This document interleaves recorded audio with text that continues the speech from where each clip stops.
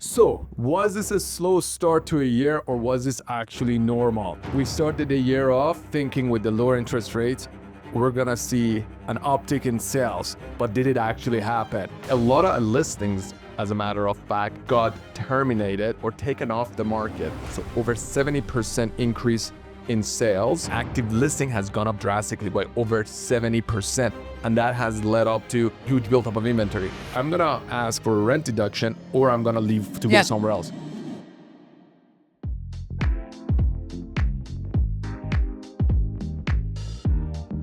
Thanks for watching us. If you like our episode, please subscribe, like, and share it with your friends.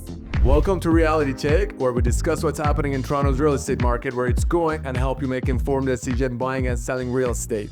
I'm here with Sanaz. Hi, everyone. So what we're going to talk about is how did the year start off? Because the interest rate's been coming down Absolutely. for the last few months, Yeah. and everyone was hoping that we get a lift off starting January. But as it is, usually I think January is a slower month historically, and we're going to take a look at it too. What are your thoughts? But this year, it was kind of different. So we're going to go over the number. We'll see how different was at start into 25 compared to last year. Yeah, perfect. So let's look at what happened in the month of January. So price-wise, we were on an average price of $1,040,000. So we had a lower average price compared to December. December was $1,067,000. We came down to almost $41,000. But one thing that worth mentioning is that January is always a slow month. So year over year, compared to last January, prices are up by about 1.5%. So almost, I would call it flat. However, sales dropped down. Sales dropped by about 8%. So we had a total number of transactions sitting at over 3,800 transactions. Right. Last year, though, we were over 4,200 transactions. Yeah. And last year was, in my opinion, was a slow year. That coupled with higher active listings. So we had 70% more. Of course. Everything was clearing Listings. from, December. So Exactly. A lot of listings, as a matter of fact, got terminated or taken off the market in December with the hope that in January things will get better and maybe they'll sell. So we had a huge uptick in the number of active listings, so much so that we're sitting over 17,000 listings. So we have 17,000 listings here by the end of January, which last year we were sitting just over 10,000. So over 70% increase in sales. Yes. Sorry, in active listings, almost 8% decrease in the number of sales. So that will increase our months of inventory. So our months of inventory is sitting at about 4.5 months. Yes, 4.5 months of inventory. And last year we were sitting at about 2.4 months of inventory. So with that being said, the prices have risen compared to last January. January we were at $1,026,000. Now we're sitting at $1,040,000. So technically the prices should have been lower, but I think people are pricing their homes properly, and absolutely. we're seeing an uptick in number of sales. So with that being said, I think we're in a good trajectory. What do you think? Exactly as you said, people are trying to just price their properties based on the market. We see a lot of price changes happening, specifically the ones that have been in the market for a month of December and they terminated their listing and come back to the market in January. We see the prices has been changed, okay? And still we see I've been just having this, a challenge that if you are coming with a good price to the market, still they're selling their properties. So yes, you're absolutely right. Well, the transactions are still happening. We had over 3,800 sales. The transaction number of sales were higher than December. Yes. But we Inventories, had more of properties course. to choose from. So with that being said, days on the market is over a month. So we're about 37 days on the market. Yes. And last time we had that high of a number was last January as well. So last January, the number of days on the market was long. And I think what we're going to see is with February, usually February sales will increase. And right now being into February, pretty much, a couple of weeks, what we're seeing is there are good transactions happening. Of course, yeah. And I think the number of sales not only is going to go up, the average price will also go up. In GTA market, the average, the months of inventory is sitting at about 4.46 or 4.5 that we mentioned it. I want to just look at different markets because Toronto is also in a pretty tough situation as well. So we have about 5 months of inventory there. But what worth mentioning is that majority of this sales are a majority of this inventory that's on the market is in the condo segment. Yes, that's why the month of inventory is close to 5. I mean, it's 5 now. Yeah. So in Toronto, the average price is sitting just below $1 million. We're at 985,000. Active listings are up by over 50%. Total sale is down by 6%, and condo market alone has suffered by about 15%. So 15% less number of transactions in the condo segment. And the average price of a condo, which worth mentioning, is now sitting in the low 700s. We're at $709,000. Last year, this time, we're sitting at $711,000. And in 2022, when the market was pretty much at its good stand, we're at $760,000. And at the peak of it, I think we're about in around 800,000. Yeah. So that's for Toronto. Going to York region. York region is another area that is worth talking about because of again the months of inventory. The months of inventory is sitting at about 5 months of inventory. Same as Toronto. But what's happening is that not a lot of condos are up for sale there. Yes. Majority of them are freehold. So the freehold segment hasn't picked up the way it should have picked up. So average price is sitting at $1,216,000, pretty much unchanged since last year. Sales have dropped January to January by 20%, and active listing has gone up drastically by over 70. And that has led up to huge buildup of inventory. Yeah.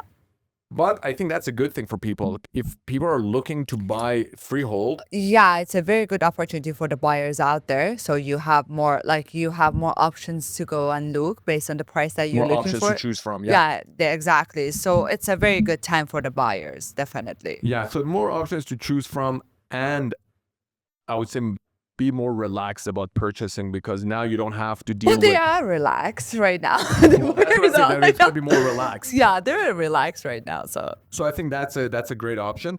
And I just want to highlight a few more areas. So, I mean, we saw Toronto, we saw York region. Another region that has been pretty much higher in price point is Oakville. So Oakville has always been one of those areas with a high price point for homes, and mostly it's because of its detached segment. So the average price in Oakville is sitting at $1,352,000, but the months of inventory has gone up drastically. It's close to 6 months of inventory. We're at 5.83 months of inventory. Big reason for that is I think the condo market there. Definitely. Condos are there just, there's a lot of condos that came on the market. Yeah. There is 2 big projects there. For example, one of them, District, there is another project, Nuevo, that all came to occupancy at the same time. A lot of people closed on the units, but are trying to sell because the prices that were paid for the units doesn't make sense in terms of rental. You can rent a 1-bedroom right now in Oakville with parking. Pretty good, decent 1-bedroom plus den. For around $2,100. Probably you're looking at around $2,700 of mortgage, plus maintenance fee, plus property taxes. Yeah.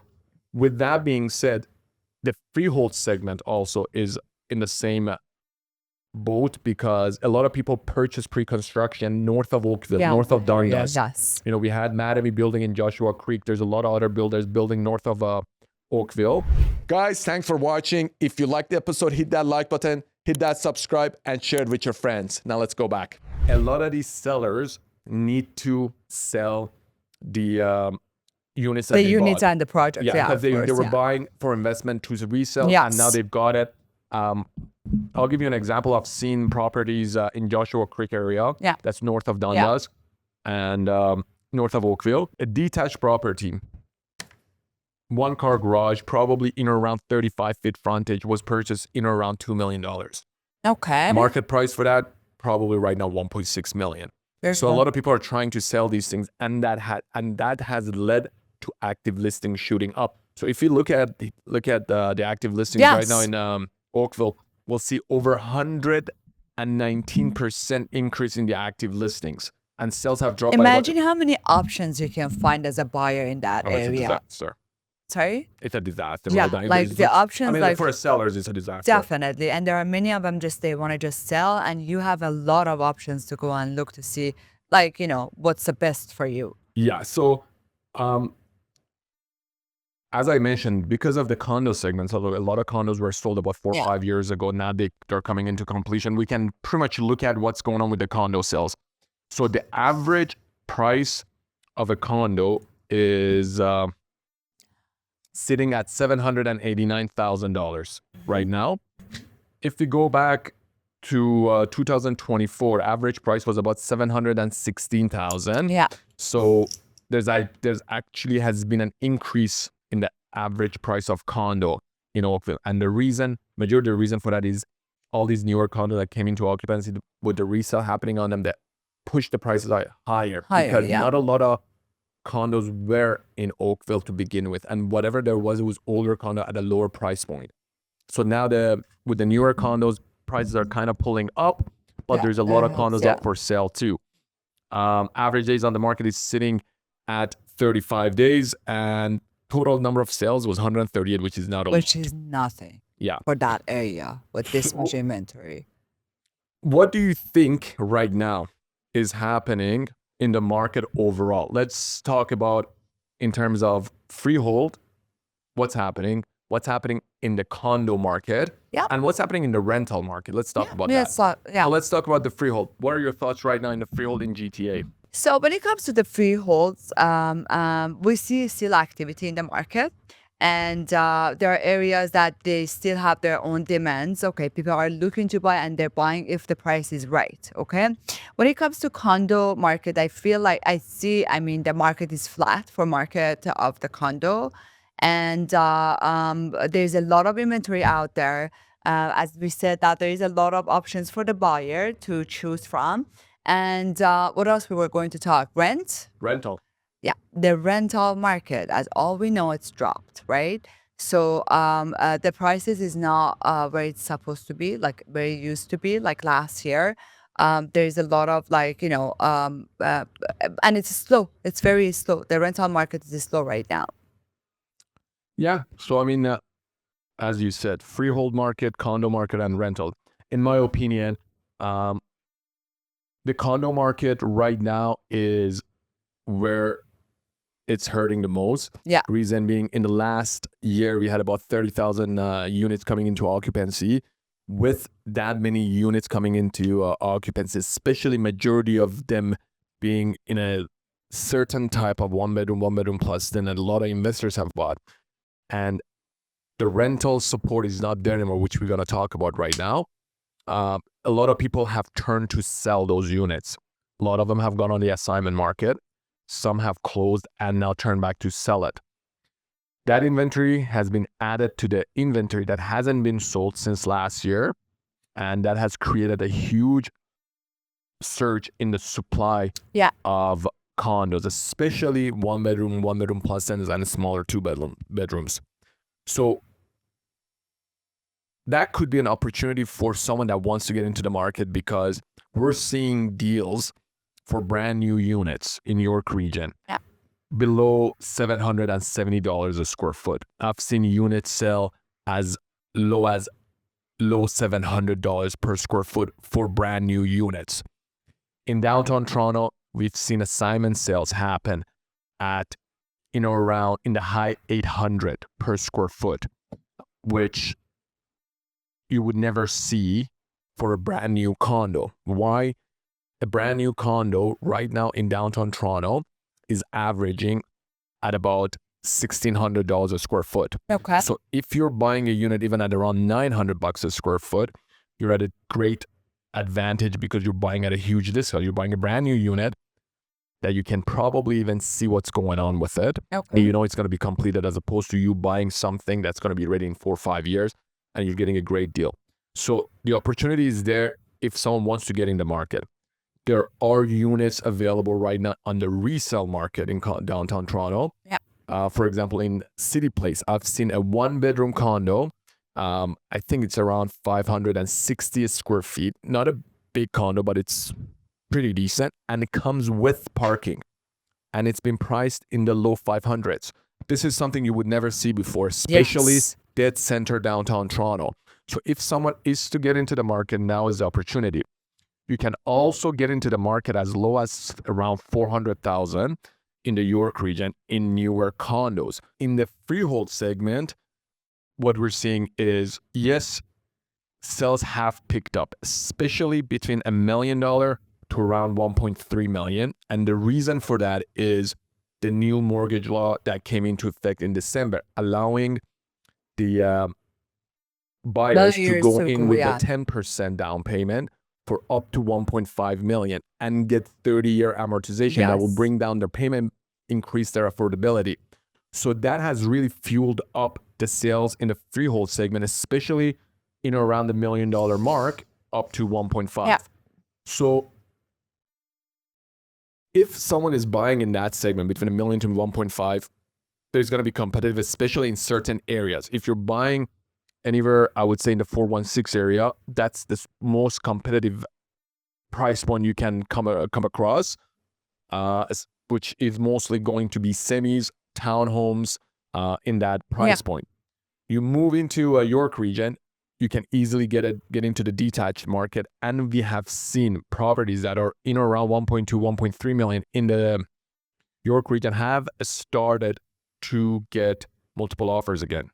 So freehold market will start from the low end of the price spectrum, and it will take time to get into the higher price points. And you know, you're always gonna get the first-time home buyers or people that are upsizing, sell more upsize, and that's where it starts to fuel the market and the price points, and it will get more competitive in the higher price points later on in the time frame. So that's for the freehold.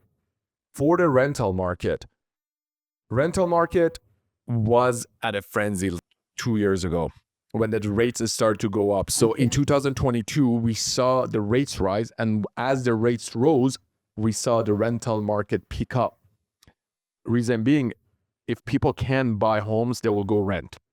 That was combined with the influx of immigration that we had. We had a lot of people that came here, a lot of foreign students came here, a lot of people on work visa came here that needed a place to stay. That created a shortage in the market for especially the smaller products, especially the condo market, which was during the COVID kind of slowed down. Yeah. But what we've seen starting beginning of 2024, rents have started to come out slowly. I think the peak of the market for rental prices was around September of 2023. But right now, what we're seeing, majority of the GTA, the prices have dropped around 9% for the rental rates. Number, So we've seen condos that were renting in downtown Toronto for $2,700 now have come down to about $2,400. We've seen units that were renting as high as around $3,200. Now they're renting at around $2,700, $2,800. So there's two main contributors why the rental rates have come down. And I think landlords need to take note of it when they're renting their own unit. But honestly, sorry to interrupt you, this is more fair for people who's renting right now. Like before, I think that, 100%. Before it was like for no reason the rents was so high. So now I think that we're in a like, Well, it wasn't no reason. It was the demand no, was so I know, high. not no reason. I'm saying like it wasn't fair, not no reason. Like let me just correct myself. Not no reason, just like, now it's fair market, I think, for the tenants. Yeah. So let's go back to two main reasons why the rental prices are falling down. First is that we had the historic level of occupancies happen in 2024 that led to a huge supply of condos in GTA. That coupled with a sudden stop on the immigration, especially a lot of foreign students were not getting renewed visas. A lot of work visas were not being given out. Yeah. Thanks for watching us. If you like our episode, please subscribe, like, and share it with your friends. When you get a lot of one type of category of housing, so which in this case was mostly condos, and most of the condos were one bedroom plus tens that were coming on the market, or smaller 2 bedrooms that were investors bought specifically to rent out. So all of a sudden you get about 30,000 units coming on the market. As an example, there was a good period of time in 2024, so around March, corner of Blue Jays and King Street. Huh? We got about 3 condos coming into occupancy. We had 55 Mercer, we had 2 towers of Nebu, we had At the same time? 357 King, and we had King Blue that was already there. There was about 2,000 units in a small quadrant, all finishing at the same time. Imagine. With that, there was a lot of people that bought to rent, and there was a huge influx of units for rent. Yeah.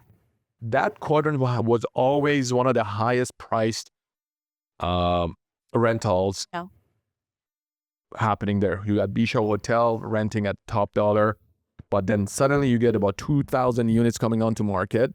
A lot of people start to rent their units and they don't want to sit vacant, so they start dropping the price so they be the first one to rent. Because once you have from one floor plan, you got 10 of them coming on the market, you need to rent first, so we drop the price. So this happening in different areas. We had that happen on the east end, in Cabbage Town. We had that happen in Financial District. We had that happen near, CN Tower, Blue Jays Way.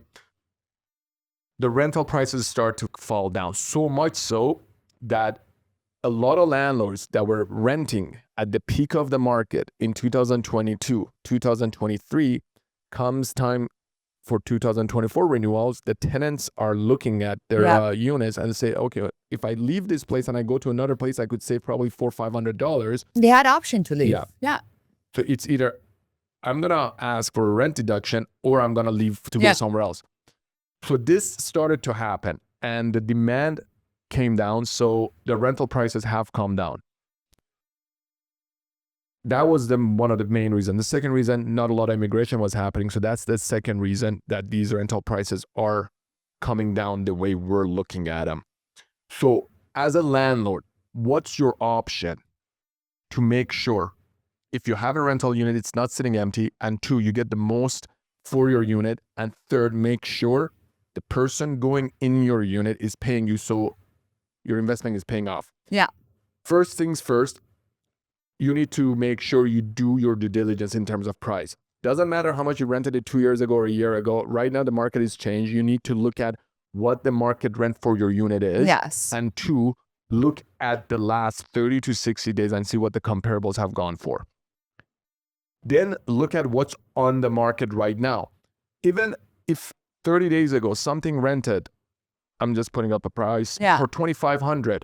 But right now there's 2 other units just like yours on the market at $2,350, and they're not renting. There's no way you're gonna put it at $2,500 and rent, because you got 2 other ones that are sitting at $2,350 and they're not going. So the only thing you're going to do is to help that person rent it out first, and if you get lucky and those get rented, maybe someone will come to you and they're probably not gonna pay you last option. They're probably gonna negotiate you down. So it's better for you to price it lower at a competitive price point for 2 main reasons. 1, reduce your vacancy rate. 2, get more applicants in. So what we're seeing right now is that a lot of unqualified applicants are applying for these rental places. So a lot of them are on work visa. A lot of them are Many of them, yeah. Many of them don't even have proper status. Yes. We've been seeing a lot of fake documents come. So if you are a landlord and you've been priced high, and let's say in 30 days you only get one applicant and your place is sitting empty, you don't have any other option to choose from, so you may go with that option. And once you go in, if you run into any issues, they stop paying, Yeah. you're gonna have a huge problem, because now you you don't gotta want kick them out, and you can't kick them out easily. It's gonna take a few months to go through the process. So our best advice to landlords is price it correctly, price it competitively to get as many applicants as possible, so you can choose the best applicant. Have more options, yeah. Even if your place rents a month sooner, you're ahead. Let's say if it's 2,500, you're already ahead by 2,500. Yeah. So that will help you out. And second, if you got more applicants to choose from, you choose the best one out there, so you ensure you have less headache going forward. The last thing you need is to have headache with your tenant. Yeah. So this is where I would start with the landlords. And thirdly, what I would do is make sure my unit is clean, top notch, it's presented well. Yeah. And please, agents, like they need to do professional photography. I see a lot of agents. Oh my God, yeah. I see a lot of agents that put units on the market, it's for rent, and no professional photos have been taken. I understand it. Sometimes there's tenants inside the units and it's tough to do it. But even then, talk to the tenant, try to make the place presentable and take photos. So yeah, and again, there's multiple places you can advertise. Best place, in my opinion, again, realtor.ca, through an agent, you can advertise it. There's a bunch of other places you can advertise, but everything, again, goes back to pricing it right and making sure you get the best tenant for your unit. Definitely, yeah. Anything else we got to add, Sanaz? No, you covered everything. Most likely, you're there.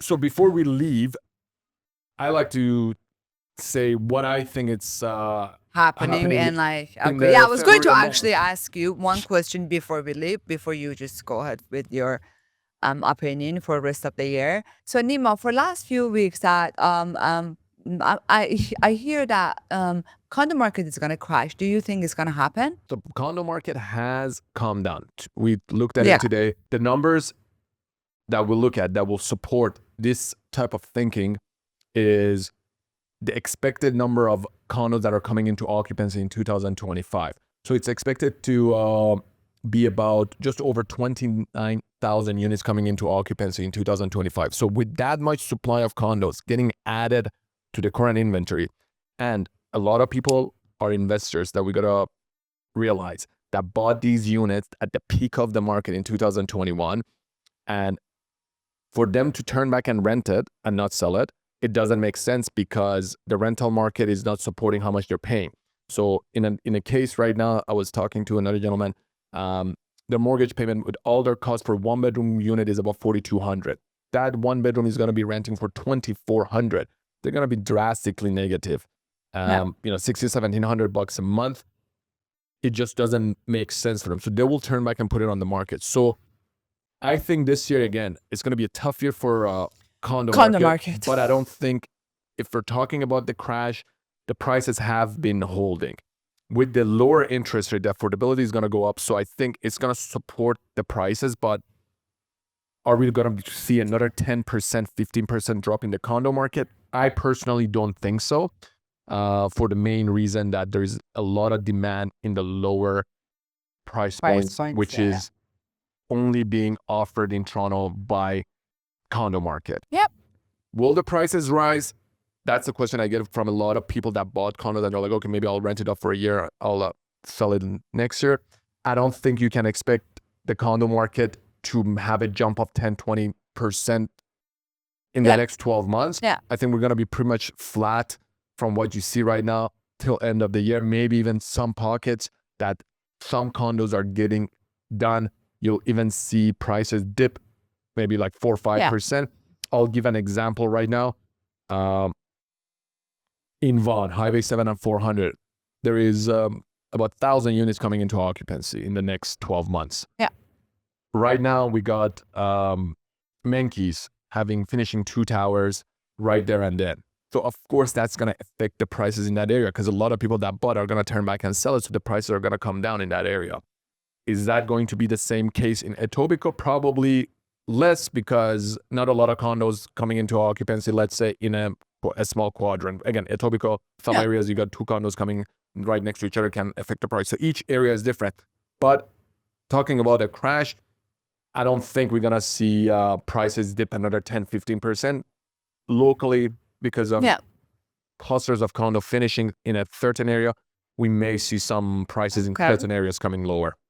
But I think that's pretty much sums up our January reality check. Our slow January. Our slow January reality check. But guys, before you go, it really means a lot. Please hit that subscribe button, hit that like button, and if you find the information useful, share it with your friends.